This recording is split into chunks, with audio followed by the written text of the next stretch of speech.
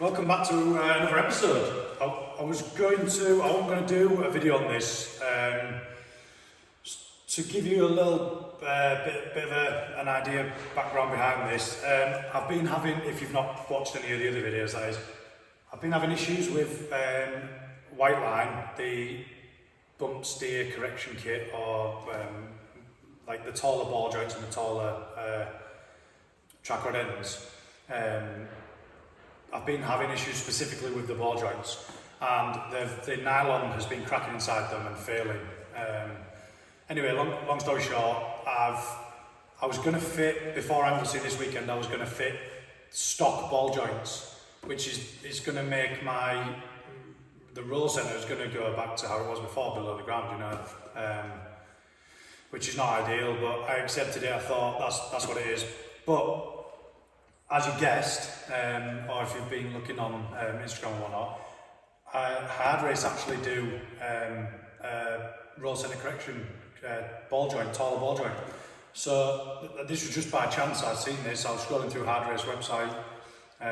I'll put a picture up here about scrolling through, and I just seen these that they had the taller ball joint. So I messaged, obviously, BC Racing is Hardrace UK and K Sport. I messaged one of the lads, Tom, shout out to Tom, massive shout out. They messaged him anyway on a Sunday, and I said, look, we've got Anglesey this weekend. Anyway, he sorted it, got me some sent out, they've arrived now, they're here, and that's what today's episode is. We're going to get them fitted on the car. I'll show you them, but I'm going to, tell you what, I'll put it on the bench. No, go to the bench.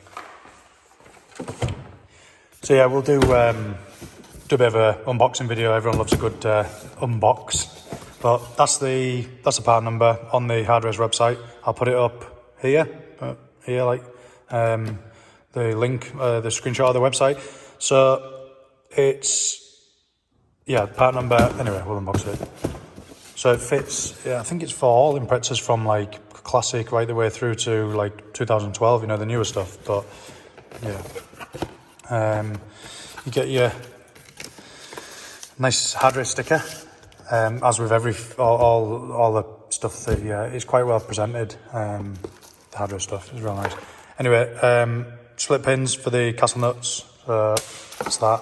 I've undone this already, but it comes a bit separate than all this. But yeah, that's the joint itself anyway. So.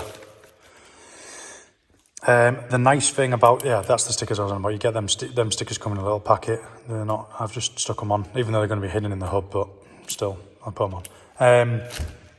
The nice thing about the Hardrace, as opposed to the Whiteline, I'll show you as a comparison when we get it off the car. I'll do some height. A couple of people asked for height, measurements.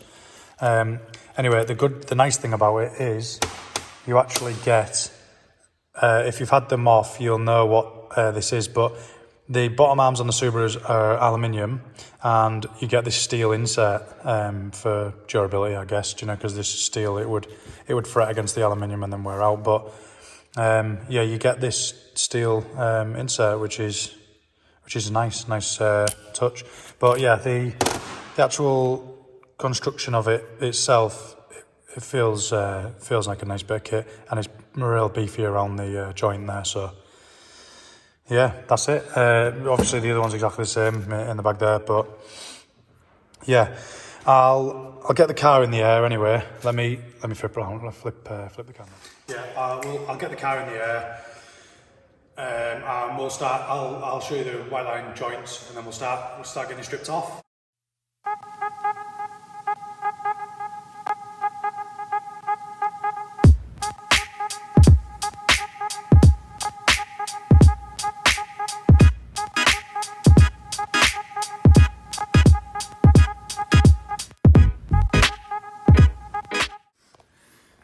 Got the car up in the air. So here's the ball joint. Probably need to take the ramp right now actually, but here's the ball joint in question. The Whiteline one. I've got the Whiteline. They come as a kit. These two you probably know if you're watching this video, but never had any issues with the track rod end itself. I'll go on that side so I'm going to show you. Yeah, never had any issues with the track rod end, the taller track rod end. And that's really close to the disc, like 5 or 10 mil. That's always been sound. It's always the ball joints, which actually the hub here is actually nowhere near the disc, just in case you were thinking that this was a heat issue that was causing this. Let me grab a pry bar and I'll show you what the play looks like. So yeah, I've got a pry bar in here now. I'll show you the play. Bear in mind you can see the castle nut still. Obviously there's no play in the castle nut. That'll stay connected to the arm. The play is actually in the joint up here, but you'll see the movement here. See that there? There has been worse than this, you know, on previous ones, but obviously I've caught this one early. So I have actually only done the last round, which was round 4, was it? Round 5? At Alton Park. So I only did about 6 laps. And those joints were brand new on before going to Alton. So yeah, 6 laps and they've failed. And no doubt they will have cracked the nylon, but we'll get it off anyway, and then we'll have a look on the bench. I'll tear it down and see if it's cracked the nylon like it has on the rest of them. But yeah, I'll throw you on a time lapse, and then we'll get them whipped off. I'll show you. Obviously, if you're doing this on your road car, for example, these bolts, they're not going to come off as easy as what they are on here. But it's not the worst job anyway. But yeah, I'll throw you on time lapse.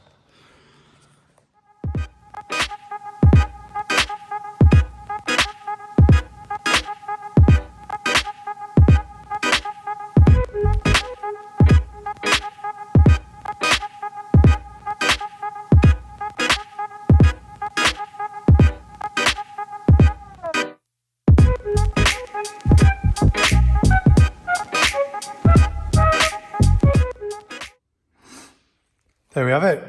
One's out.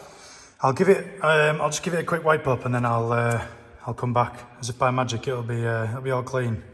Look at that. Well, it's all clean.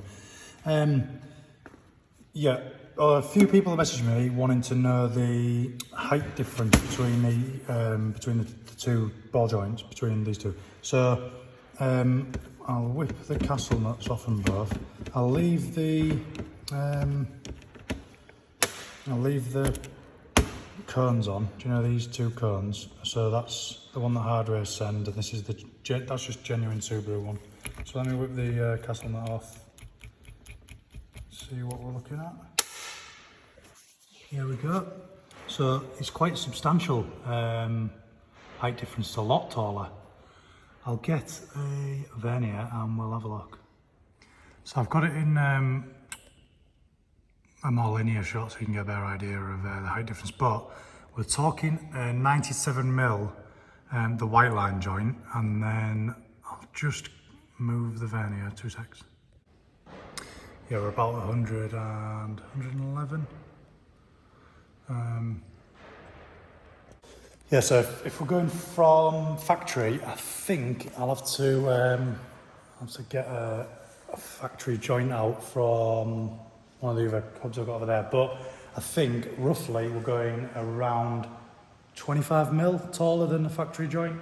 So I'm pretty sure this one's about 8 mil taller than the factory joint, and then this one's an additional like 11 or whatever it was.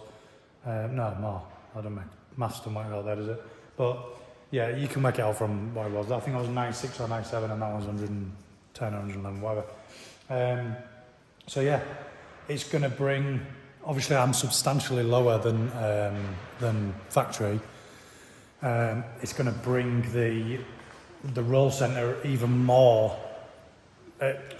closer to the factory levels, which is good. It's what we want. So I'll put it back on the time lapse anyway for to installing the new ones. It's, as you can see, it was a bit of a jiggle to get out, but it came out pretty straightforward in the end. They're normally a pain in the ass on rusted road going stuff, but yeah. Anyway, back to the time lapse.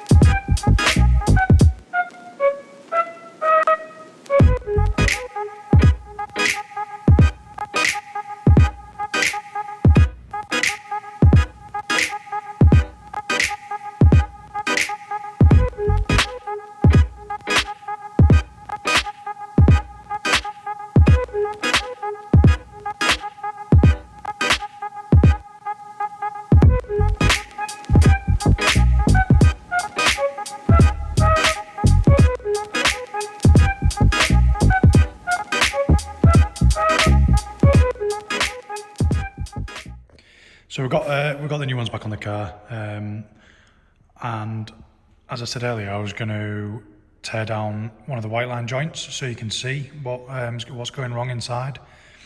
So anyway, I've taken the boot off. It's pretty straightforward. You will have just seen on the time lapse. It's just a couple of clips. They just come off with a screwdriver. There's plenty of grease in there. I've taken the grease out, wiped it because obviously we won't be able to see anything if the grease was still there. But as you can see, if I move that over, 1 second, I'll zoom in. But yeah, so you can see in there, there's like a white nylon,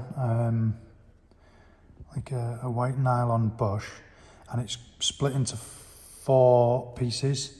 So what I presume is it will have, let me get a pointer in here, these 4 pieces here. What I presume there will be is grease grooves. You know, so grease can sit in those grooves and then obviously lubricate the metal joint.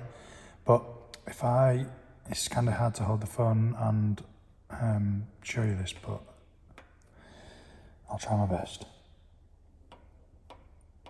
You can see the player there, and what I initially said was it is cracking the nylon. I didn't really look that much into it, and I just seen a line there and thought, oh, it's cracked. But what it's actually doing is, I think it's melting the top of the nylon,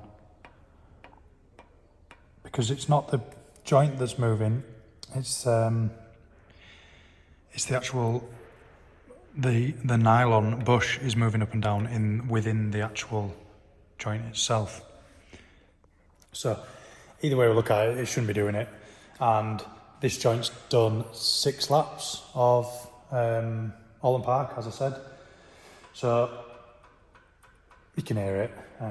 The other ones were much worse because they were having a bit more. I say a bit more. There was maybe I was doing 1 session, so 1 time attack session, which is 4 15-minute stints on track, and I never normally stay out for the full 15, maybe 5-6 minutes. So 20 minutes, so a 20-minute session total, maybe half an hour, and the joint's failing. So yeah, it's not good enough anyway. I hope I have some better luck with the Hardrace joints. They look a lot more substantial, and I don't know if they've updated them. I noticed, I've searched obviously YouTube to try and find some footage of some of the Hardrace joints, and they did have a different design similar to this. So I don't know if maybe they might have had issues in the past, or that's purely speculation. But irrelevantly, these look up to the job now. So yeah, we've got you've just seen that anyway. We've got excuse me, I've paint marked the all the bolts again, you know, as I usually do, and then a nice split pin at the bottom there. So yeah, basically wheels back on now, lower her down, and I've got to mix the fuel up, but that's not for this video. That's not for any video. That's just me mixing fuel with ethanol. So yeah, tune into the next video, which will be probably a bit more in-car footage from Anglesey. Take it easy anyway. See you in a bit.